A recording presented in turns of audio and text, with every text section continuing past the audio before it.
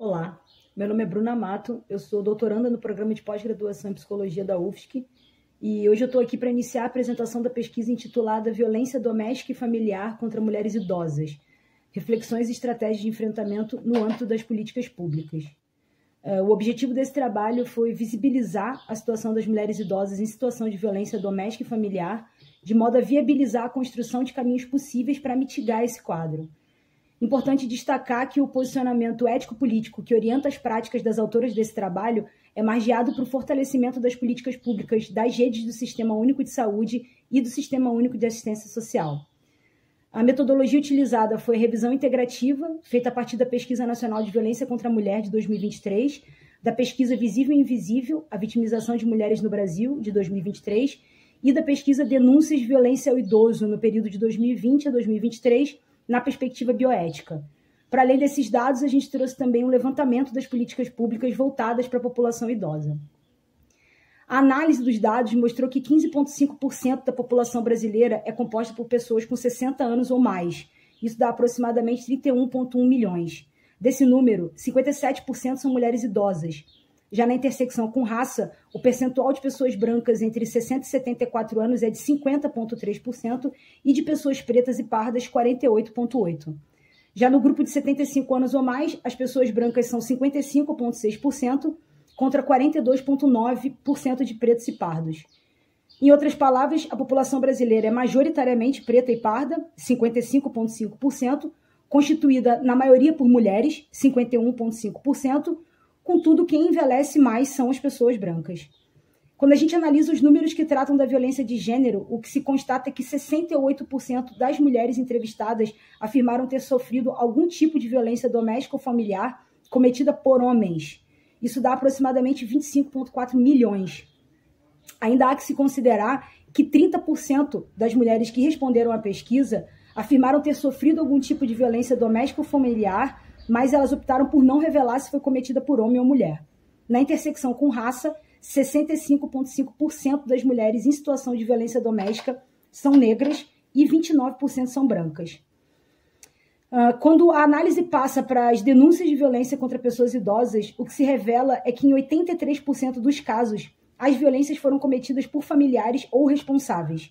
Em relação à faixa etária, pessoas idosas com 80 anos ou mais corresponderam ao maior número de vítimas de violência nos 3 anos analisados pela pesquisa Denúncia de Violência ao Idoso no período de 2020 a 2023, com números que saltaram de 27.147 em 2020 para 49.264 em 2023.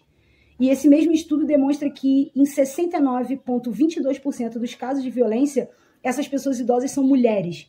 E além de mulheres, essas pessoas são em sua maioria brancas, correspondendo ao percentual de 46,32%, em contraste aos 31,75% de mulheres idosas, pretas e pardas.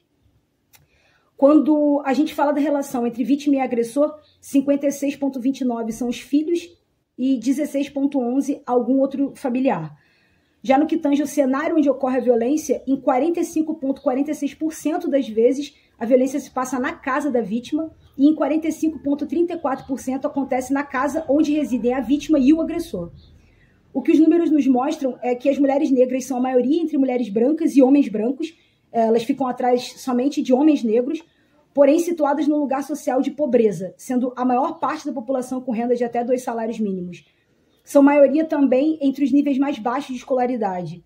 No que tange à apresentação dos números sobre violência doméstica e familiar de gênero no Brasil, as mulheres negras correspondem a 65,6% das vítimas. Embora haja um crescimento do número de pessoas idosas de modo geral, o que se observa é que as pessoas negras envelhecem menos que as pessoas brancas. E embora as mulheres idosas sejam a maior parcela da população idosa que sofre violência doméstica e familiar, quando tem um recorte de raça, as mulheres brancas estatisticamente figuram em primeiro lugar como vítimas desse tipo de violência. Para finalizar essa primeira parte, no que concerne aos dados sobre o perfil do agressor, os homens aparecem como a maioria.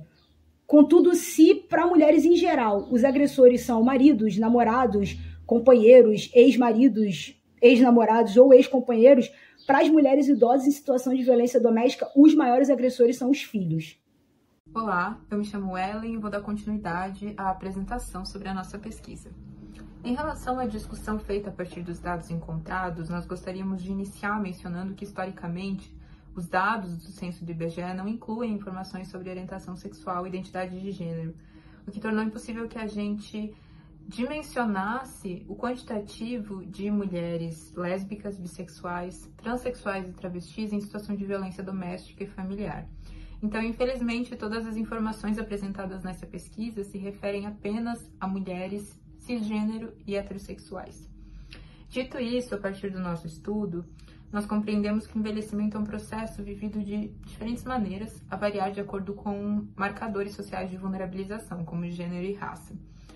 O sistema econômico em que a gente vive tem um processo de qualificar e desqualificar os corpos a partir de um sistema que é hierárquico, levando em consideração o quanto nós somos aptas para reproduzir a ideia de uma sociedade saudável.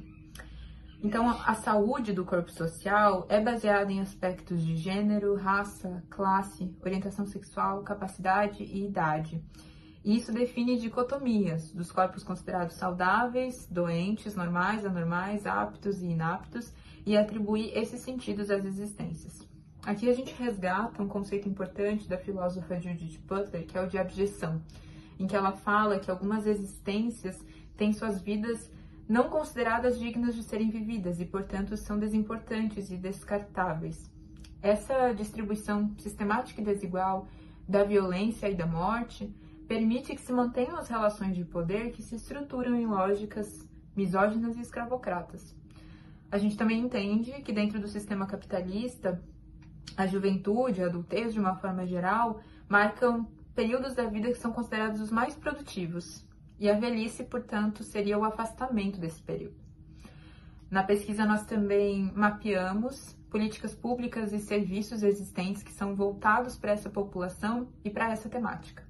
Aqui a gente menciona alguns que são bastante importantes dentro do nosso país, como a Política Nacional do Idoso, o Estatuto da Pessoa Idosa, o Benefício de Prestação Continuada e o canal de denúncias, o Disque 100. Nós também temos, dentro da assistência social, os CREAS, o CEPRED, temos as casas de passagem para mulheres em situação de rua ou em situação de violência, as DPCAMs, que são as Delegacias de Proteção à Criança, Adolescente, Mulher e Idoso. No município de Florianópolis, nós temos o CRENV, que é o Centro de Referência de Atendimento à Mulher em Situação de Violência, e o CIAPREV, o Centro Integrado de Atenção e Prevenção à Violência contra a Pessoa Idosa. Mas vale ressaltar que, estatisticamente, uma mulher idosa em situação de vulnerabilidade e violência não costuma buscar atendimento, por receio da situação ser desvelada e, com isso, ela sofrer alguma possível retaliação do próprio abusador. Então, são diversas as políticas e os serviços voltados para o atendimento de mulheres idosas vítimas de violência doméstica e familiar. Então, aqui a gente evidencia a importância do fortalecimento do Sistema Único de Saúde e do Sistema Único de Assistência Social. E mencionamos algumas estratégias possíveis para isso, como, por exemplo, a educação permanente e continuada dos profissionais da saúde e da assistência para a identificação da violência e para a compreensão dos procedimentos para lidar com ela. Também o fortalecimento do trabalho multiprofissional e intersetorial com o uso dos prontuários unificados, a prática da visita domiciliar, tanto no SUS quanto no SUAS, nos diferentes níveis de complexidade, como uma ferramenta de acompanhamento do território, especialmente para as UBSs e para os CRAS.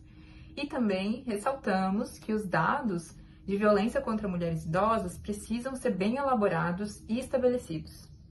E isso pode ser feito, por exemplo, pela correta notificação dos casos, pelo Sistema de Informação de Agravos de Notificação, que é o SINAM, dentro do SUS, e também mencionamos a urgência de incluir os recortes de identidade de gênero e orientação sexual nas entrevistas do censo, assim como a produção de mais pesquisas, artigos, capítulos de livro que tenham como objetivo discutir essa temática e fortalecer as políticas públicas. Essa é a nossa pesquisa. Muito obrigada pela atenção.